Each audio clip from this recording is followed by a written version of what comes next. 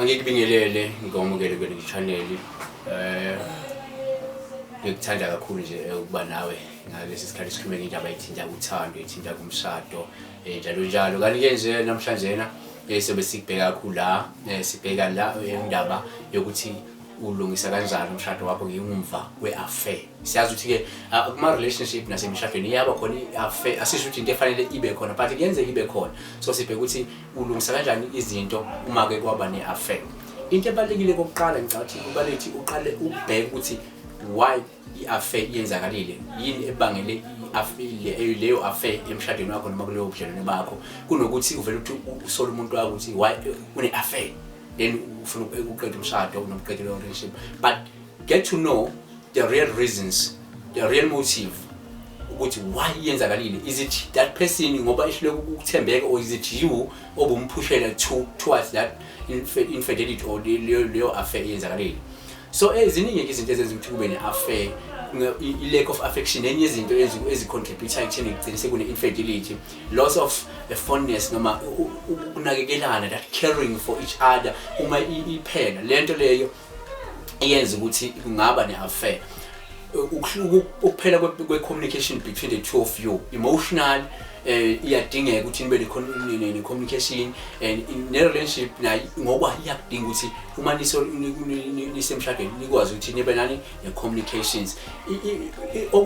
Impilo, physical health, enye izinto into eyifana njengezinto amahlala khona, izifo engamashala khona ziyadala ukuthi ngagcina sekune-affair, because izinto ezi-affecta the whole body. So nazo lento lezi ngenze ukuthi uma unazo or lo umuntu akasangachoose ukuthi yabo agcine ephumela ngaphandle, angisho ukuthi kufanele yenze njalo, but ezinye izinto othola ukuthi zinawo umthelelo.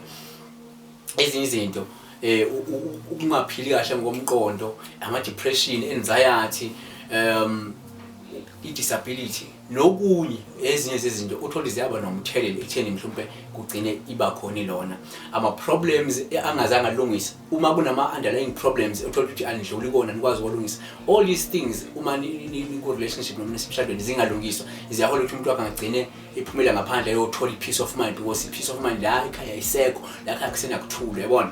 So kubalulekile ukuthi sithole kuqala ukuthi yini ebangele leyo affair. So mase sowuthola ukuthi kwenzakaleni yini ehole lokho, don't make a rash decision. Don't ngani yakwethu ungalokothi uthatha isinqumo uphuthuma ushesha, noma ngabe uyabona ukuthi ulimele kangakanani emphefumulweni noma ungahlulima umuntu. Rather funa usizo olo professional abantu bazokwazi ukubekusiza. Okunye kubalekile, nikezanani space sokuthi omunye akwazi ukuhila emva kokuthi uthole ukuthi kube naleyo affair. Nikeze space umuntu wakho, nizama ukuthi avoid ukuthi ningabi emotional intense uma nixoxa, yabo. Thola usizo, share inkinga yakho nabantu abasemshadweni, share inkinga yakho nabantu abazokwazi bakunikeze ukwelulekwa ngokomqondo, ukwazi ukuthi udlulele leso simo leso. Kanti okunye kubalekile futhi ukuthi take your time, even though mhlawumbe kungenzeka uyafuna ukuthi kwenzakaleni, but kubalekile sometimes ukuthi nawe futhi ube nesikhathi sokuthi uthole nje ukusiza, ukuxoxa nabanye abantu, ukuthi ukhohlwa kancane ngalento ngesimo lesi, ungadili naso right ngaleso sikhathi leso, because lokho kungagcwalisa noma kungenza ukuthi i-depression ugcine usuba nona into i-depression, yabo. So siyilungisa kanjani umshado ngemva kwelona? Nazi izinto ezibalekile ufuna uyicabanga uma kwi-process of healing, ufuna futhi ukulungisa umshado wakho. Take some time before you choose nje ukuthi mhlawumbe uyaqhubeka nobudlelwano noma uyabuqeda, but take your time to heal and understand ukuthi kahle hle bekwenzakalani behind that affair. Look, it's not a decision to make the height of your emotional struggles, but try ukuthi uyinikeze isikhathi so understand the whole thing. Ufuna usizo labantu abazokulela ngomqondo, ikakhulukazi abantu abadila ngama-medical therapy, bona bangakwazi ukuthi bekusizeke ey'meni njengana lezo, and ufunde nokuthi iy'nkinga ezinjengana lezi uzivikela kanjani in the near future noma ke kwikusasa noma ke kusasa. Be accountable. Uma ukuthi wena you were unfaithful mhlawumbe ungathembakele, phela thatha i-responsibility for your actions, yabo. vuma ukuthi wena lenzile iphutha and bese uba nezindlela zokulungisa iphutha noma ngabe kunzima but ukuvuma into steps sokuqala sibaleke ukuthi uvume uma wenza iphutha and then ufuna usizo lokuthi ungaphindi wenze the very same mistake. Okunye futhi kubaleke ukuthi thola usizo kubantu abahlukahlukene. Ungalifuna usizo kubantu abazo understand inkinga zakho, ungaya kubantu abakwazi ukuthi ba understand the problem okuyona. Angaba abantu abaholi bezenkolo, abantu abangakwazi ukusiza labo, abantu abaqeqeshiwe abangama counselor abazokwazi ukubeka usizo lwezengqondo, abafundisi njalo njalo. Yibo bonke abantu ongakwazi ukuthi ukhulume nabo umona leyo nkinga leyo other than ukuthi ubone wena, because umoya abantu abahlukahlukene labantu bazokunikeza different opinions and different advices. Ukuthi wena then you choose from the pool ukuthi ipi ekwenza ufile kangcono from the pool yama advices obathole kubantu. Okunye baliki thola ngqo umeluleki wemishado ozokululeka ngqo ukuthi yini ongayenza esimeni esinjengana lesi sokubhekene naso ukuze nikwazi ukuthi nimove on nomshado wenu ungalinyazwa ilokuthi kwaba ne-affair. So ezinto ezibalekile ngoba ama-marriage counselor abantu abakwazi ukuthi babone ukuthi yini eholele lapho and then sibidlula kanjani lapho, mhlawumbe imaphi ama-steps ongakwazi ukuwathatha to fix and to avoid the same problem ukuthi yenzeke in the future.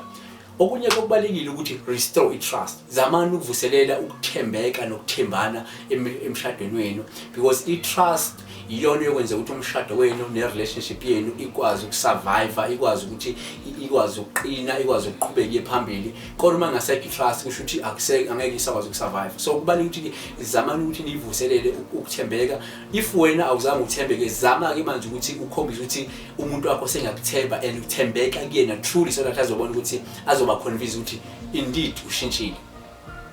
So ngiyacabanga ukuthi ke kubalekile ukuthi nobabili nibe committed ekutheni you want to build that relationship, because umuntu oyiwani ngeke akwazi ukwenza lokho. So both people, the one ochithele nalo ochithile, kubiza ukuthi bobabili babe ukuthi ba committed kuleyo relationship, ba committed kuleyo mshado ukuthi noba bayafuna umsebenzi, so that kungabe ukuthi umuntu oyiwani. So nobabili zamani izindlela zokuthi nenze sure ukuthi relationship umshado uyavuseleka and uyaqina uyaphambili. Lama mistake asukenzakalile eaffair nanani awanifundise anifunde kona, aniqinise, anenze nibe abantu ababhethe, nibe i-couple engcono than before. Abantu babukele kini, abantu bangakashadi mabebuka nina bafisa ukufana nani, ukuthi yazi siyafisa ukuthi i-relationship yethu ingathi bengaba nje siyafisa ukuthi emshadweni wethu ingathi bengaba ne-happiness nje. So yenza njalo ukuthi abanye abantu babukele kini. And one more thing nje sengivala, baningi abantu ababa disappointed ma relationship noma umshado kuphela. Do you know ukuthi kunabantu who are looking up to you, your friends babukela kini, your families, your relatives, even maybe emphakathini nje, there are people ababukela kunina and ababa disappointed uma nizofika la khona i-relationship eningasebenzi. Okunye okubalekile futhi, there are many people out there abasuke befuna futhi ukuthi i-relationship eningasebenzi. So if nina vele niqede leyo relationship yenu noma lo mshado wenu, they become happy, baba happy, they celebrate. So don't allow your enemies to be happy, to celebrate ilona yenu i-break ukuthi nina you are break upping or you are divorcing each other bon. So but make sure that you make those people ababukela kunina babe proud. Don't forget to subscribe. Don't forget to subscribe, you share the channel, you share my video, share nabanye, kubeze sikhona sisonke la mina khona every weekend khona la siqoqile bazothando. Don't forget to comment lapha ungabuza imibuzo and ngizoshare futhi email address yami at the end of the video. Bayathanke nifisela kona. Uthando, enjoy uthandweni. Why ngiyabonga.